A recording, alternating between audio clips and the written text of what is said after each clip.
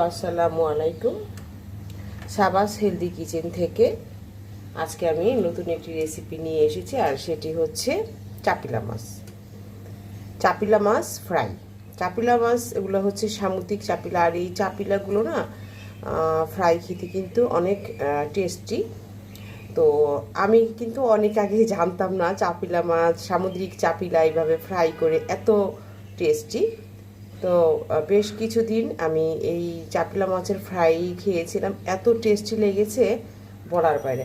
আর তাই আমি সবার সঙ্গে আজকে এই চাপিলা মাছ ফ্রাই করে দেখাবো কিভাবে চাপিলা মাছটাকে ফ্রাই করে খুব মজা করে খাওয়া যায়। আর খুবই সিম্পল, খুবই ইজি প্রসেসে এই চাপিলা মাছ ফ্রাই করা যায়। চাপিলা মাছগুলোকে আমি ঠিক কীভাবে ধুয়ে কেটে নিয়েছি, সবগুলো করব না।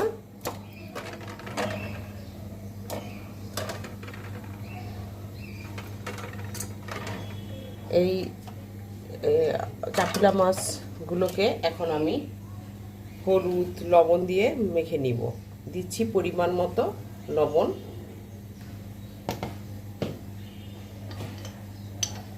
আর দিয়ে দিচ্ছি হাফ চা চামচ বা তার চেয়ে একটু বেশি পরিমাণ হলুদের গুঁড়ো।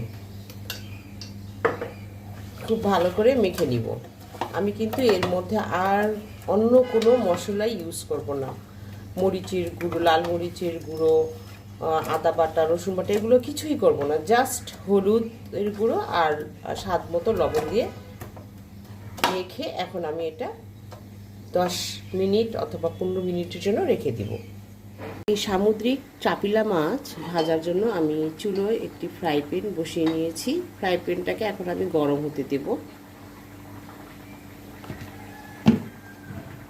ফ্রাই প্যান কিন্তু গরম হয়ে গিয়েছে। এখন আমি এখানে মাছগুলো ভাজার জন্য তেল দিয়ে নিচ্ছি। তেল কিন্তু আমার গরম হয়ে গিয়েছে। চুলোর আগুনটা কিন্তু প্রথমে বাড়ন্ত ছিল।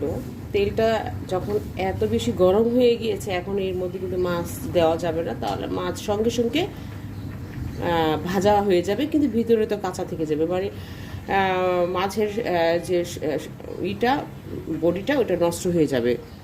তাই আমি এখন চুলোর আগুনটাকে কমিয়ে দিব। চুলোর আগুনটাকে কিন্তু আমি কমিয়ে দিয়েছি। এখন এই তেলের মধ্যে আমি আস্তে আস্তে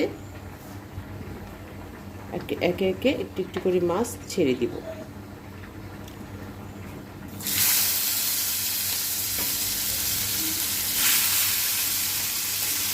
আগেই বলেছি এগুলো কিন্তু সামুদ্রিক চাপিলা। এটার নাম হচ্ছে সামুদ্রিক চাপিলা মাছ। আমি জানি না যারা দেখছেন এখন আমার ফিশ ফ্রাইটা, তারা এই মাছটা ফ্রাই খেয়েছেন কিনা। অসম্ভব টেস্টি এই সামুদ্রিক চাপিলা মাছ ফ্রাই। আমি কিন্তু আগে কখনো খাইনি, অর্থাৎ ছোটোবেলা থেকে এই মাছটা আমি ফ্রাই কখনো খাইনি। কিন্তু এই কয়েক মাস ধরে এই মাছটা আমি ফ্রাই খেয়েছি। খুব কাছের মানুষের কাছে শুনে যে এটা ফ্রাই খুব টেস্টি। তো আমি মাছ এনে ফ্রাই করে খেলাম, দেখলাম আসলে তো অনেক টেস্টি। তো অনেকে কিন্তু এই মাছটাকে পেঁয়াজ দিয়ে হাতে মেখে ভুনা করে খান, বেগুন দিয়ে খান। তো আমি দেখলাম যে ওভাবে টেস্টি না মাছটা, তাই আমি এই মাছটা খাওয়া ছেড়ে দিয়েছিলাম অনেকটা, যে ভালো লাগে না এভাবে খেতে। তো যখন ফ্রাই করে খেলাম তখন দেখলাম অসম্ভব টেস্টি, অসম্ভব, মানে আমি কি বলবো, অসাধারণ। তো তাই আজকে আমি আপনাদের জন্য এই মাছটা ফ্রাই করে শেয়ার করছি। দেখে নিন কীভাবে ফ্রাই করছি। একদম এটা কিন্তু শুধু ফ্রাই করলেই হবে না, এটাকে একটু মচমচে করে ফ্রাই করতে হবে। আবার খুব বেশিও মচমচা করা যাবে না, তাহলে আবার ভিতরে যে মাছের টেস্ট এটা থাকবে না। খুব ভালোভাবে সুন্দর করে এই মাছটাকে ফ্রাই করতে হবে। মাছের এক পিঠ কিন্তু ভাজা হয়েছে। এখন আমি উল্টে পিঠে উল্টে দিচ্ছি। সবগুলো মাছ আমি উল্টে পিঠে উল্টে দিচ্ছি।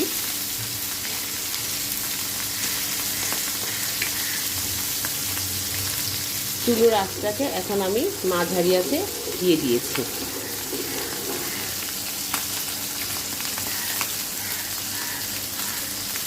এখন আমি মাঝারি আঁচের চেয়ে অল্প একটু পরিমাণ কমিয়ে দিলাম, কারণ আমি কিন্তু বলেছি এটা মচমচে করে ভাজবো। বাড়ন্ত আগুনে কখনোই মচমচে করে কিন্তু ভাজা যায় না।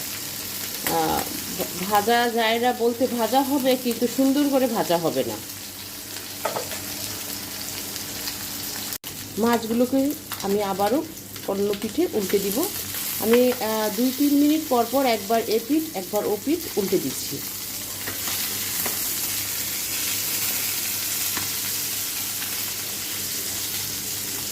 মাছগুলো কিন্তু আমার এখনো ভালোভাবে ভাজা হয়নি।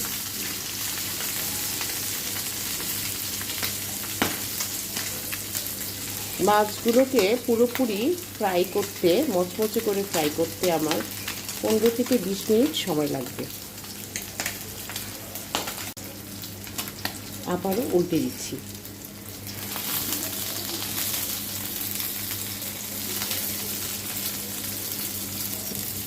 এখনো ফ্রাই হয়নি ভালো করে, আরও 3 থেকে 5 মিনিট সময় লাগবে এগুলাকে সুন্দর করে ফ্রাই করে নিতে। আবারও উল্টে দিচ্ছি। খেয়াল করেছেন কতবার করে উল্টিয়েছি। ভালোভাবে মজা করে ফ্রাই করতে হলে ঠিক এভাবেই করতে হয়। শুধু ফ্রাই প্যানে চুলোয় হলুদ লবণ মাখিয়ে দিলাম আর ফ্রাই হয়ে গেল, সেটা কিন্তু এভাবে হয় না। টেস্টি করতে গেলে একটু কষ্ট তো করতেই হবে, সময় তো নিতেই হবে। আবারও উল্টে দিচ্ছি। মাছগুলো কিন্তু আমার অনেকটাই ফ্রাই হয়ে গিয়েছে।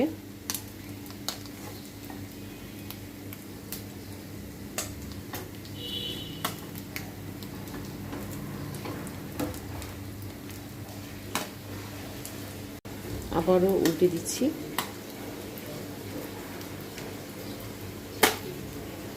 হ্যাঁ, মাছগুলো কিন্তু আমার ফ্রাই হয়ে গিয়েছে। এখন আমি আস্তে আস্তে একটি একটি করে মাছগুলোকে তুলে নিচ্ছি।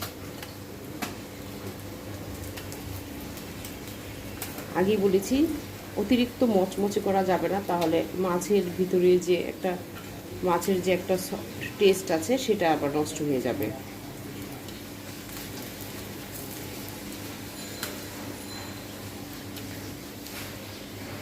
এখন আমি বাকি মাছগুলো দিয়ে দিব।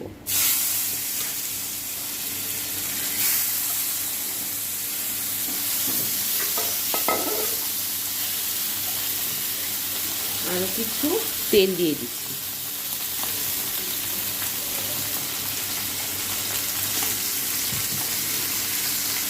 একবার তো আমি মাছ ফ্রাই করতে গিয়ে সেটাকে মুচমুচে করব বলে এত বেশি ফ্রাই করে ফেলেছিলাম যে অতিরিক্ত মচমচে হয়ে গেছিলো, একদম মুড়ির মতো।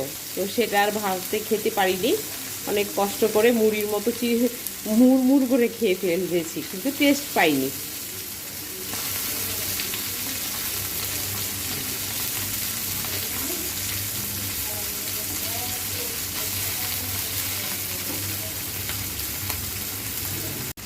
এই মাছগুলোকে এখন আমি উল্টে দিচ্ছি।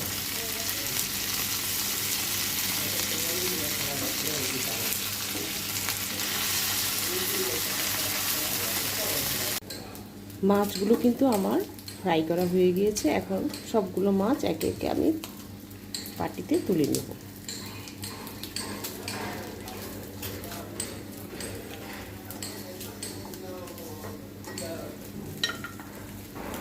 গরম এই ভাজা তেলে আমি কিছু শুকনো মরিচও ভেজে নেব, মচমচে করে ভেজে নিচ্ছি।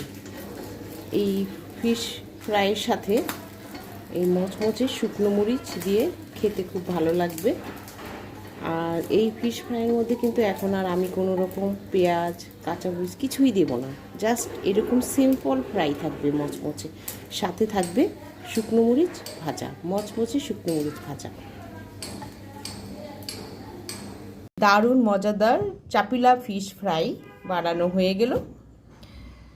এই মজাদার রেসিপিটি বানাতে খুব বেশি উপকরণ লাগে না, মাত্র 2টো উপকরণ দিয়ে এই মজাদার রেসিপিটি বানিয়ে নেওয়া যায়। আর যারা ফিশ ফ্রাই লাভার তাদের জন্য বলবো, এই মজাদার খাবারটি কিন্তু একদমই মিস করবেন না। আজই বাজার থেকে মাছটি কিনে এনে ফ্রাই করুন আর খেয়ে কমেন্টস করে জানাবেন কেমন। তো আজ আর কথা নয়, সবাই ভালো থাকবেন, সুস্থ থাকবেন, সুন্দর থাকবেন। আল্লাহ হাফিজ।